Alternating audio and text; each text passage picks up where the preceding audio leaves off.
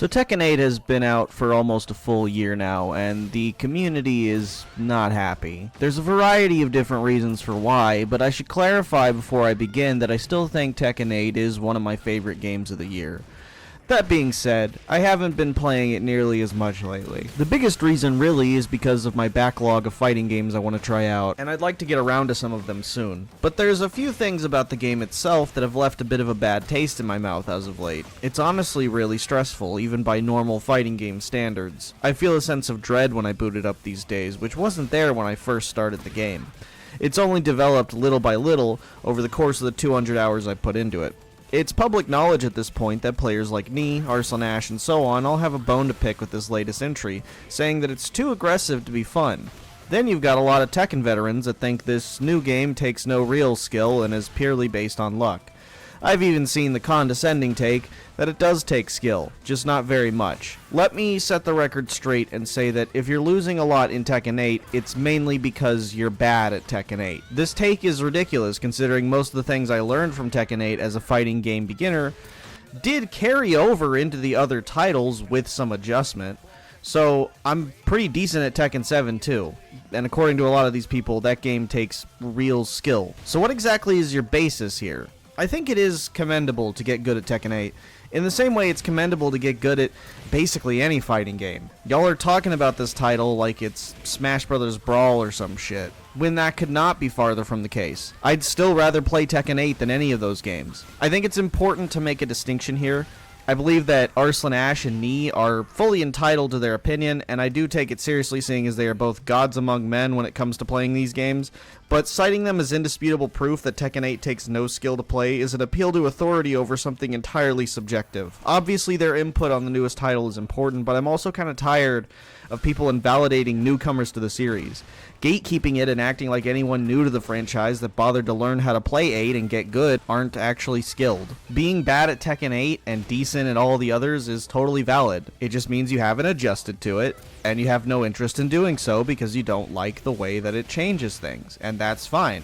But it doesn't mean that everyone who has, or newcomers who learned the game inside and out, don't have skill. I fucking hate Mortal Kombat 1. I think it's one of the most disappointing experiences I've ever had, and I'm terrible at that game because being good at it would mean learning and practicing it, which I have no desire to do for a game I consider to be trash. But those top level players that are good at that game, they are skilled. The game being bad doesn't take away from that. It's fine if you don't like the game and think it's disappointing in comparison to older titles. In fact, I actually kind of agree with you to an extent.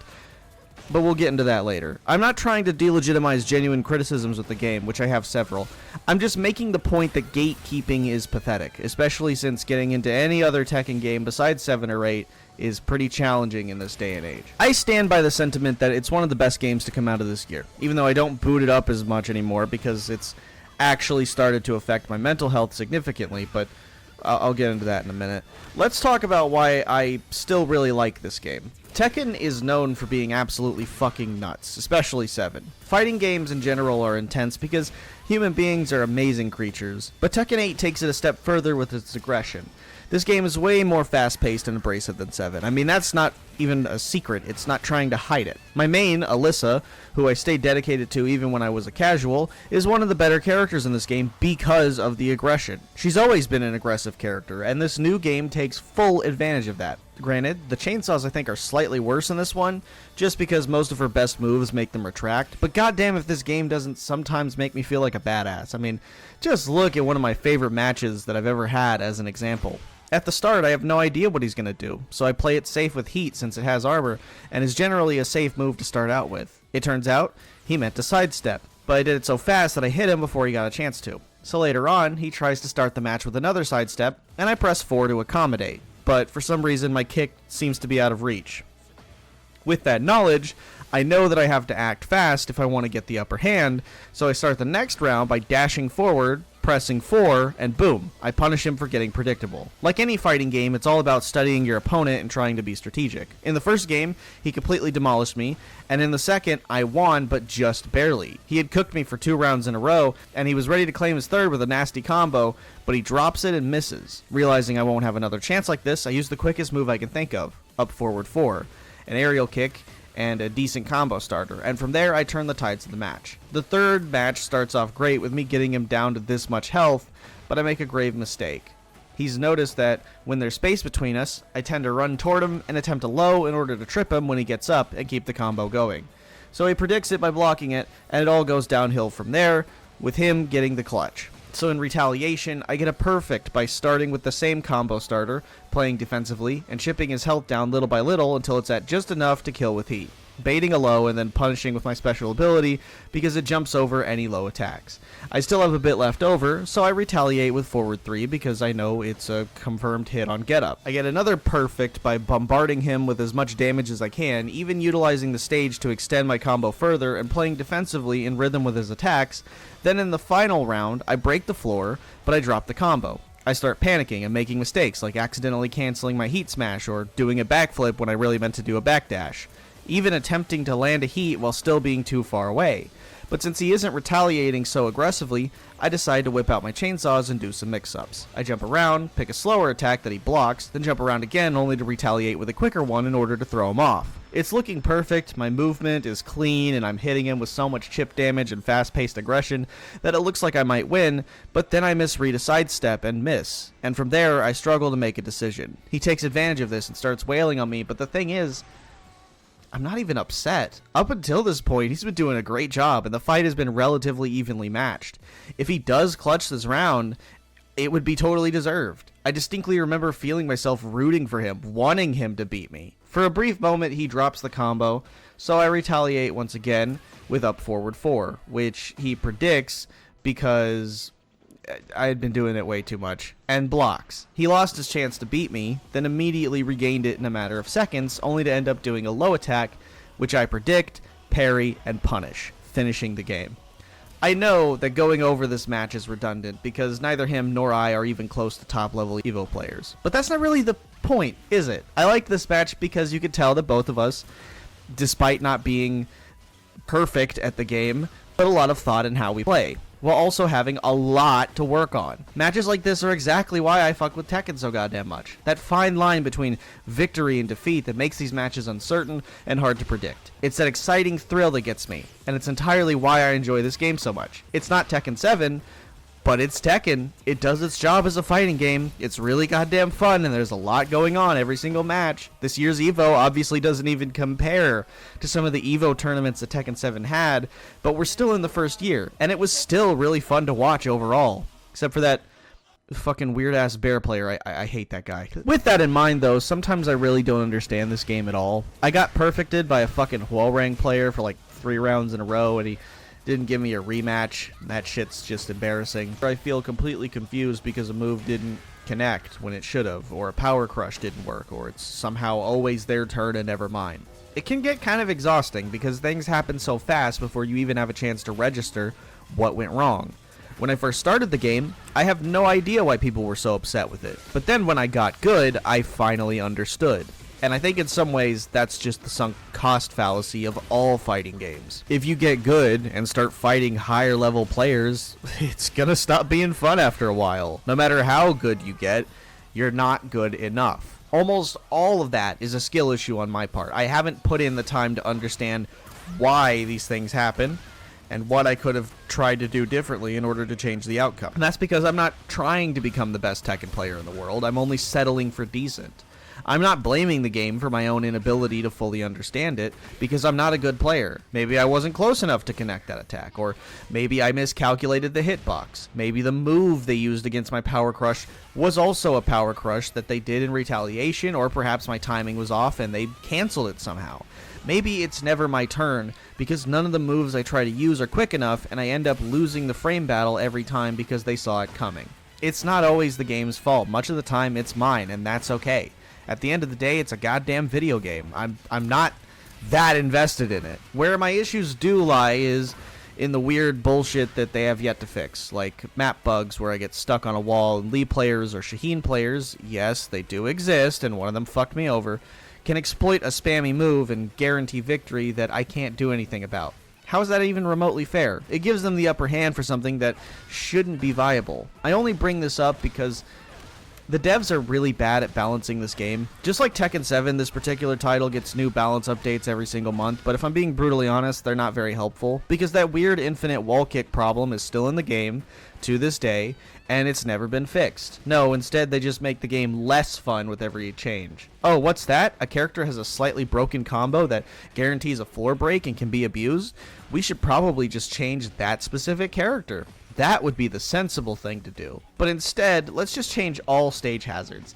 Now you have no idea whether or not they'll work. Obviously a lot's changed since then, but that sort of mentality has plagued the patches since the game came out. The problem is clarity. Not everyone is going to be playing this game religiously, and for a title that's trying to appeal to both casual and competitive players, it's a strange direction to take. Like FDFA spike combos being really broken on June, so they decided to remove them for everybody. I wasn't invested in Tekken 7 when it was still big, but I do know that they did this exact bullshit with that game too. Characters like Akuma, for example. Obviously there's a light at the end of the tunnel, but the priorities are just way off. My issue is not with the aggression. Skullgirls is probably my favorite fighting game of all time, and that game is aggressive as hell.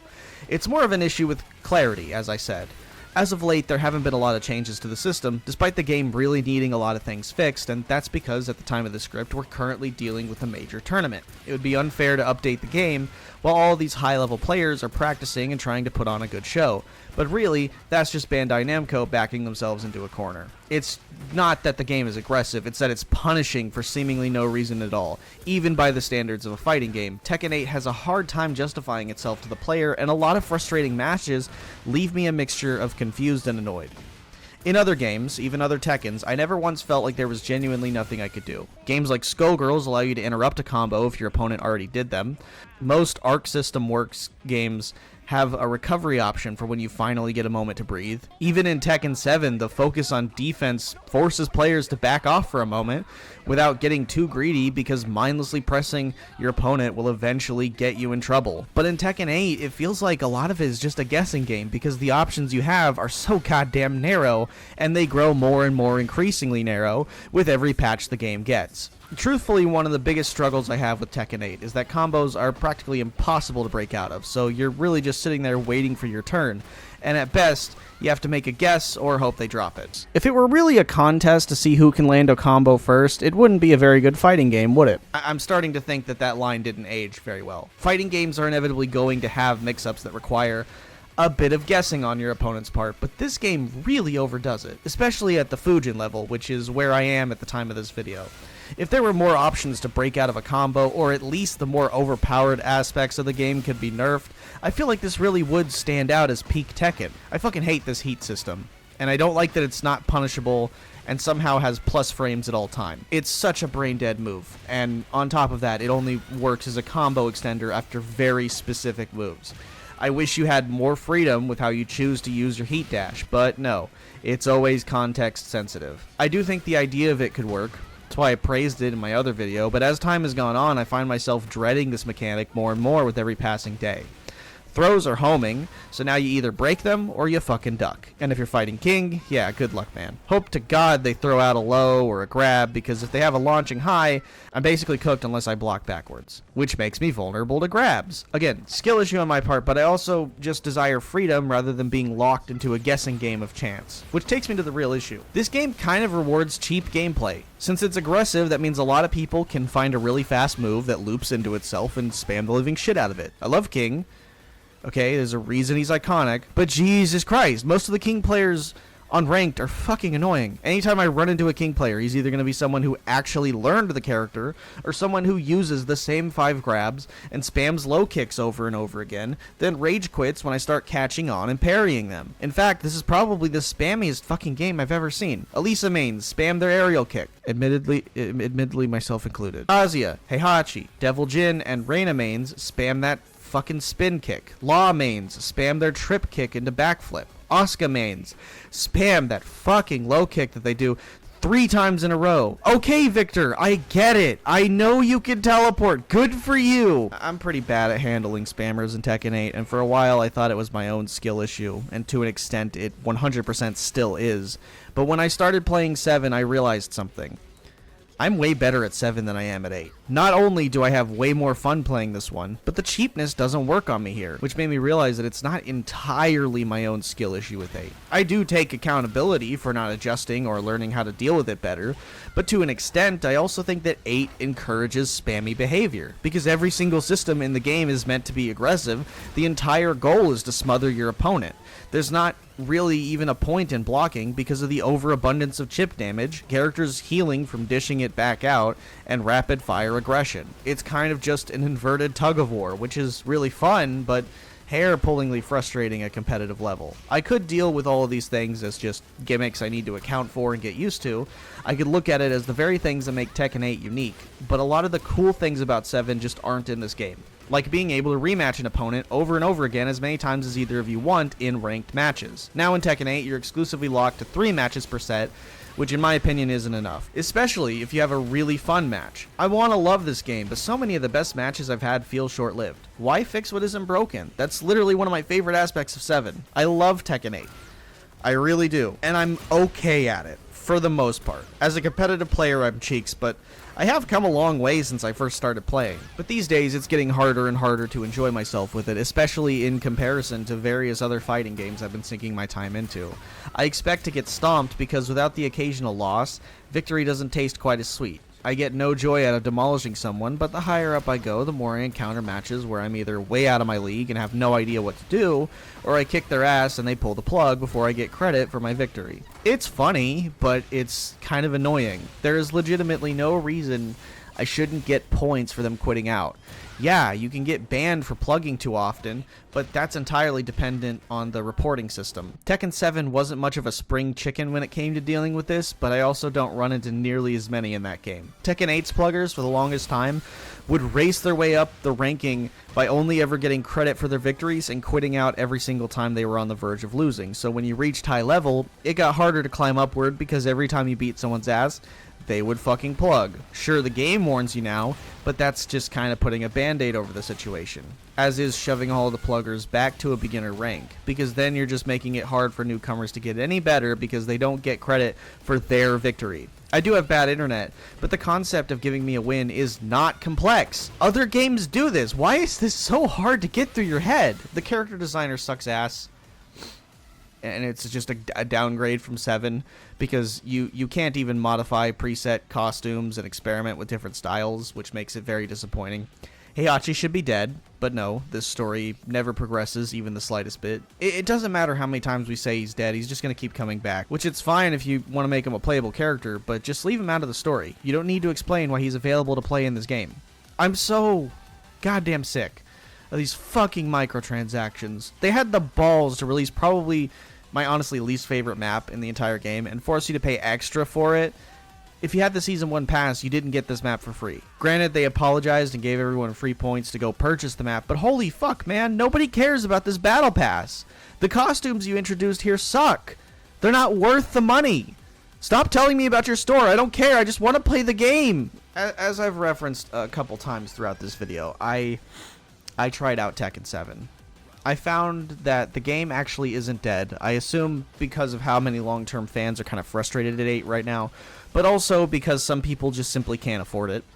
If I didn't make it clear from my insinuations, I think 7 is a way better game. I know FDX might argue that the long periods in which both players are doing nothing at all makes it a less complex game, but in my opinion, that's actually so much more gratifying. When I play 7, I actually feel like I'm putting genuine thought into what it is I'm doing, as opposed to playing the Wild West and immediately spamming my quickest move, expecting them to be gullible enough to fall for it. Mix-ups like the chainsaw side hop actually take more effort to do, with proper timing and effective mind games, rather than just being a thing that I can spam over and over again because I press 4. The maps are better, the base roster without the DLC is way bigger, the backdash, oh my god, the backdash. Combos in this game feel so much cleaner. Maybe it's because I'm much higher level in Tekken 8, and I haven't quite caught up to that rank yet in 7.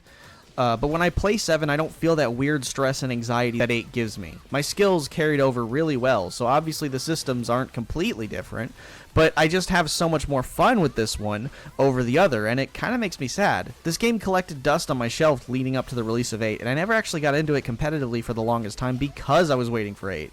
and I really regret that. Alas, this is where we are. Tekken 8 is a great game for newcomers to the genre. It's very open about how to play it, simplifying a lot of its complex mechanics down so that newcomers can at least get a hold on the fundamentals. But it's just not a pleasant experience for higher levels of competitive play. I loved this year's EVO, and obviously comparing this game to 7 is unfair because this one's still new. It's still in its earliest stages. I do want to see this game improve, but with every patch, it only seems to get further and further away from what makes Tekken a kick-ass franchise, and I sometimes find myself feeling like there are just better games I could be playing. But we shall see. I don't think it's going to end up like Soul Calibur or Dead or Alive, at least I hope it won't, but with the direction it's going, it's very hard to tell.